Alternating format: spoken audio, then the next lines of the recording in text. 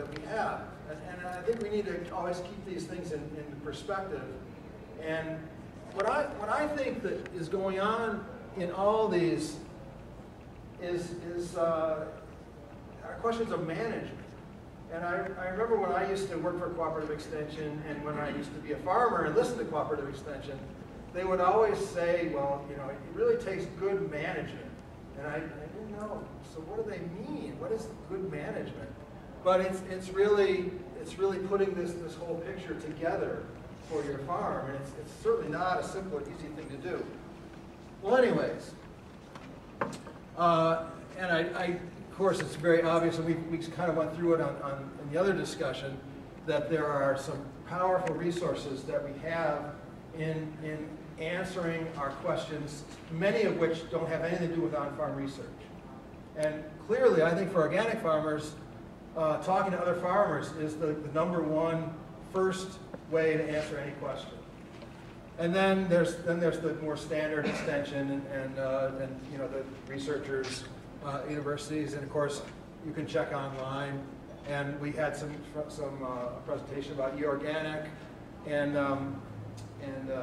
know, those other kind of online resources. And finally, on-farm research is just another one of these tools. But we're going to focus in on it for the rest of the session today.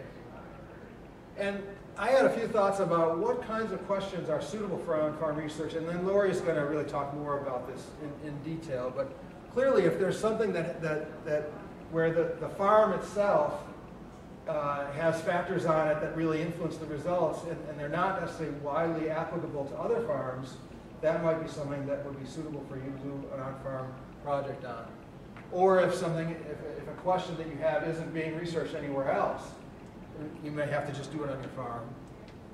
But you don't want to get into questions that are too vague or basic or incredibly complicated, that are just beyond the capacity of your time commitment and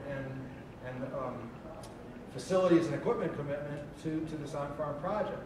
So those would be beyond what can be done. And then the other part that is I think a really good way to answer questions on the farm is to see if you can become part of a larger project. And we have Conrad in the back. Those kind of joint efforts, I think, are going to be something really important for us in the future. And that's all I have. And I want to switch over to Laurie now, and I think that she's put a lot of thought into this and can really focus us down into a more useful.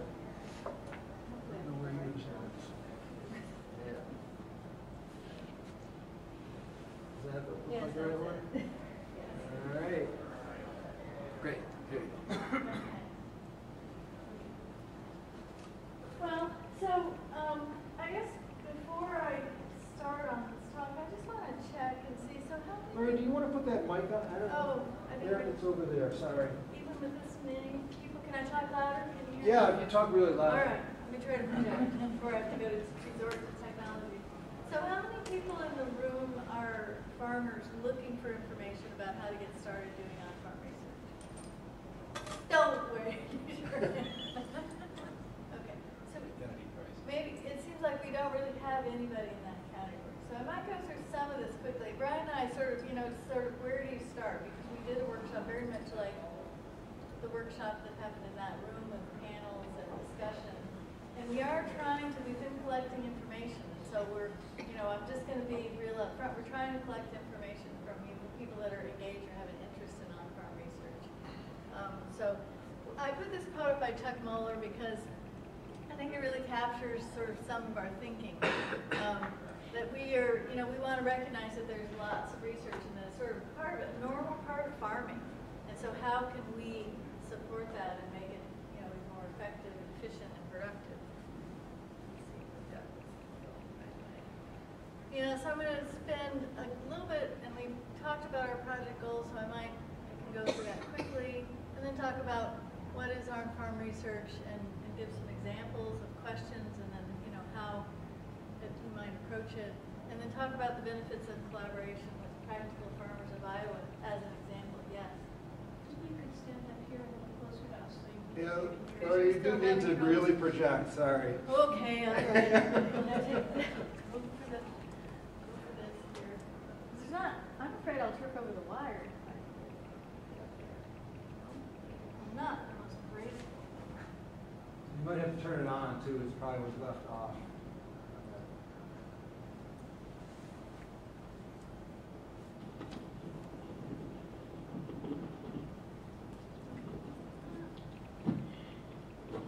Anyway, we started with Practical Farmers of Iowa as really an inspiration. And I've kind of been following them for years.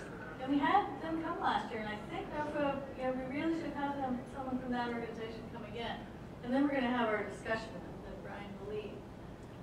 So our project, this goal of increasing the capacity of organic farmers for effective problem solving and on-farm experimentation is really a central goal of this organic cropping systems project that we have. We've got about 2 more years to work on this part of it. And then another secondary goal was to strengthen the ties between scientists, extension, farmers, researchers. And that actually is a goal that I understand NOFA's recently kind of brought more to the forefront. So I think one thing that is that we often sort of just dive into on-farm research without just remembering that we have a continuum. And it goes from researcher managed, it's still on farm, but it may be initiated by researchers, and my lab engages in a lot of that work where the farmer is, maybe a little more of a consultant, or they identify a field. And that's where some of the work on nitrogen fixation or nutrient cycling is taking place. And if we move over here into the really farmer participatory research, then we're getting more to collaborative where the farmer's expertise becomes an important part. We're usually focusing more then on, production problems that can be solved and that really lend themselves to being done out on the farm and that really require the farmer's expertise, all the way out here to farmer managed. And this is where I kind of get into this, you need to realize that there is formal and informal research and that humans by nature have been doing research as long, ever since we've been humans. It's just a normal part of our being. It's a natural thing. And often, we've been doing informal research that relies on observation, experience, and kind of simple experimentation. And farmers use these. And what we're trying to do is get maybe a little bit more of this using some systematic approaches and applying the parts, applying the scientific method in a way that is compatible with farming at the same time. I mean, that's kind of what it boils down to. How can we do that? And I think there's organizations that have succeeded in doing that. So I find that a lot of times when farmers are asking about problem solving or doing some research, that that it's worthwhile to think about what's the problem and think about the risk. How important is it in the production system? How risky? And that can help you to think about how much effort do you need to put into the research. If you're just talking about tweaking a system, you don't have to set up a big replicated, randomized complete block design experiment. You can often make these tweaks and maybe do it in multiple fields or with your neighbors and take good notes. But as you go, move down to more complicated questions, riskier questions that are more involved, then you want to move into a more formalized research approach. And I think that these kinds of guidelines could help, give farmers that are at the beginning stages an entry, and maybe help people that have experience like you to, keep on advancing. So the other thing is that I think we often, forget about the 4 steps, and that can, I think, help farmers a lot to just be really transparent and upfront about these 4 steps. Formulating the question, then design the experiment, carry it out, and then you're going to draw a conclusion, and that's kind of a cycle. And when you draw the conclusion, you often end up with another question, and I sort of heard that from some of the farmers today. And I think that this first step is often something that we don't even, researchers, scientists, it's human nature, we don't spend enough time on. And I've outlined here, and I'm not going to do this because I think most people are in this audience are beyond it, want us to be able to get to the, how do we keep going. But I think making sure that farmers have this information and realize how important it is to take the time to gather information. I heard people doing that. We talked about their experiments. They used different approaches for gathering information about their question or their problem that then led them to the experiment. I don't think it's bad to spend a couple more sentences on that. Well, okay, yeah, I mean, making sure that that happens. And yeah, so it's just information gathering, evaluating, and I thought that was interesting. I'm trying to remember who said that. Well, I called about the plastic apples, got the answer, didn't really believe it. So, you know, kept going. So, you know, using your brain and your critical thinking to evaluate the information you get, and looking at options, you know, is there a simpler and easier way to do the experiment or study or, you know, answer the question. And making sure that you really have a question you can answer. I think that sometimes if the question can be broad, and I've talked with farmers who told me, I tried this, I had this question, but, you know, the question was really this, you know, this big. And you can't, it's very hard to answer big questions in one, you know, experiment that a farmer could actually carry out, you know, while they're doing their farming too. Can I just follow up on that one? Please add as you want to. Well, Laurie has told me several times that even with her grad students, this is often one of the biggest hurdles in the beginning of their work is to actually narrow the question down to something that you can get an answer to with, you know, a reasonable amount of time and that is not ambiguous.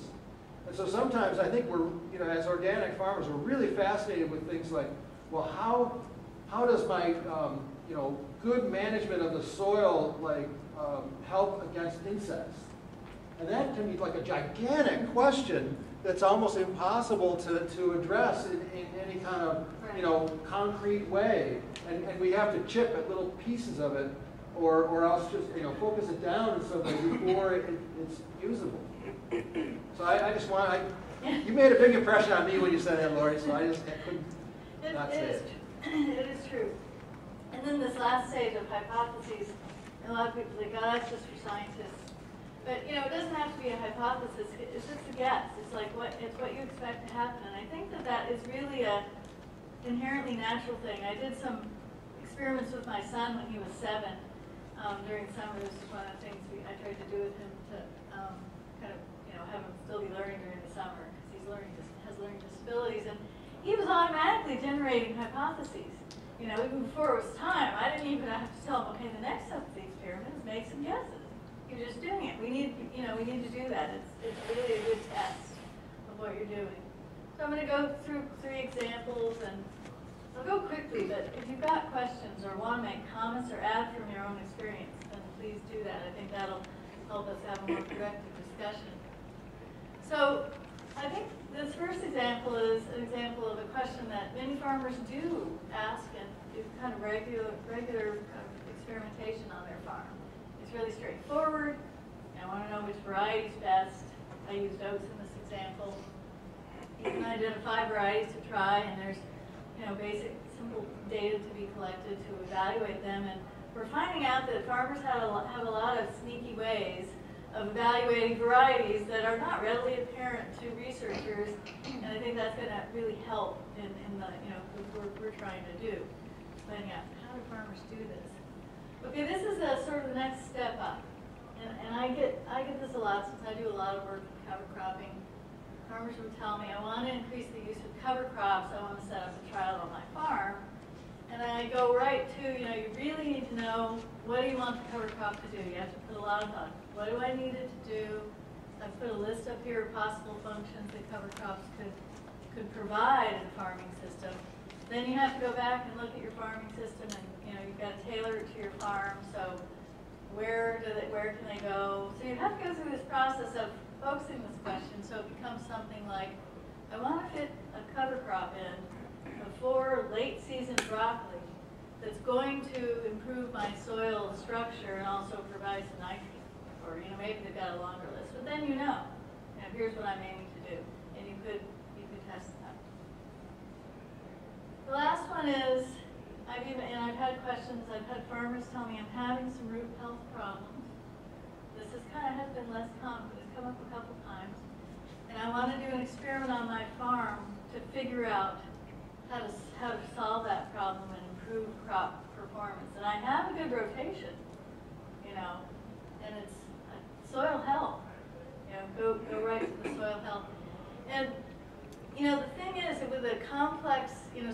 signal of root, crop roots that look unhealthy, there could be a lot of causes. And this is where I think this is an example where farmers need researcher collaboration. Because if you don't do some sort of diagnostic or assessment, send the roots to the plant pathology lab and have them see if there's a pathogen.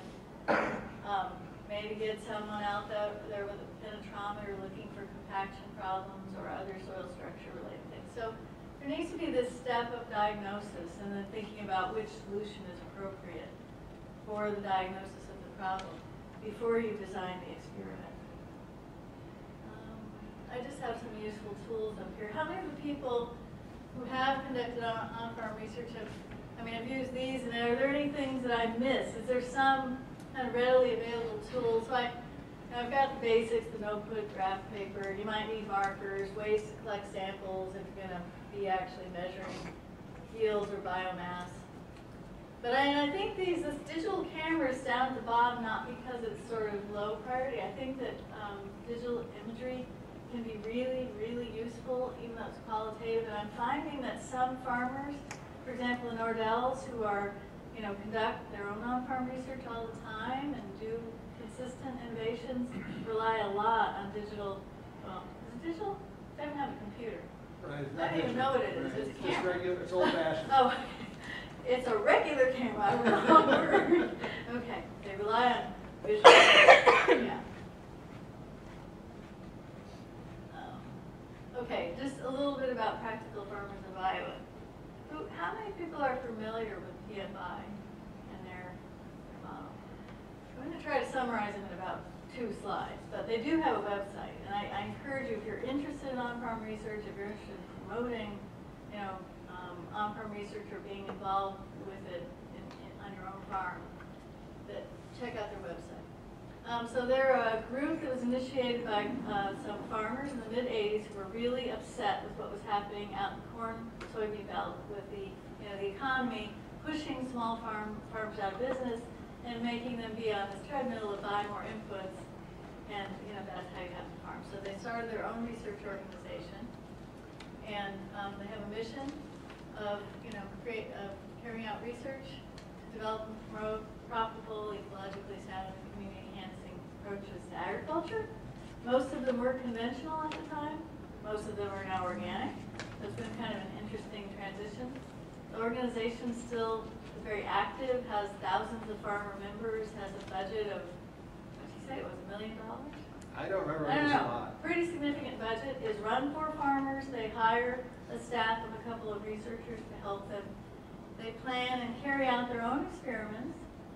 And I think the neat thing is that they do the same experiments on multiple fields. So a group of them will say, well, there's this problem with, oats or something, and they'll plan an experiment, and because they carry it out on many farms, and I've got an example of one of their results where they were testing oat yields and using blended varieties in different fields, they get a lot more information. So it just multiplies the value of the information, because each farm might have just 3 trials, but it gets tested across the environmental variability and the climatic variability that farmers are dealing with. So it gives you more robust information about the performance, and you can see if you look through this that there's some variability in what blend or variety, in the results, depending on where they were located and what kind. It probably relates to soils.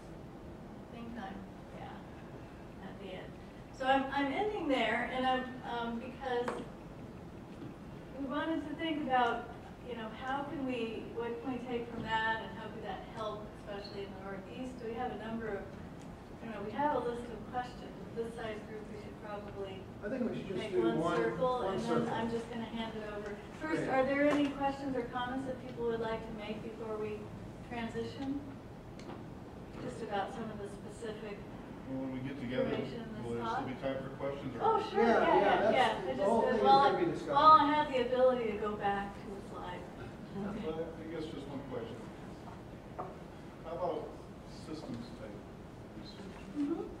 So instead of testing specific treatment variability, suggestions or comments on that? Well, I think I've pretty much situated in a system, so it's coming from a systems perspective. And so I think a lot of people believe, or have the notion that systems research is you set up different cropping systems that are really different compared to them. That is one model. But when you carry out, for example, a factorial experiment within a farming system, so you situate it in that system, that is the type of systems research as far as I'm concerned. So I think whenever you bring that viewpoint of, okay, there's things that, there's factors that are going to interact, and I have to think about time, that some things are going to happen quickly, but there's going to be long-term consequences. And also recognize that there's the spatial variability that you're dealing with that's partly environmental and partly management-induced. And if you incorporate that into the way you do your research and the way you interpret the results, I'd say that's systems research. And I think farmers kind of inherently go down that road because they realize that you can't simplify the system and exclude the reality and the interactions and get a realistic answer.